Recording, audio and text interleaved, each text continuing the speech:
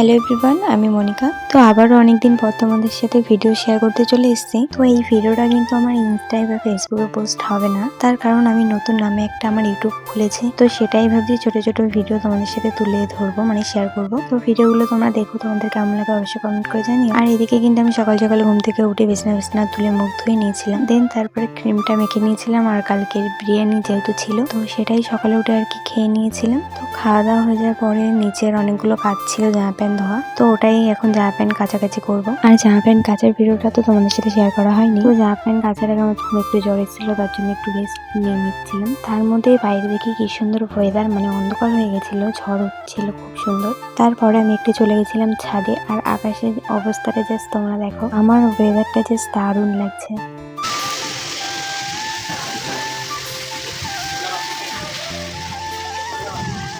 আমি এখন একটু হাওয়াটা ফিল করবো।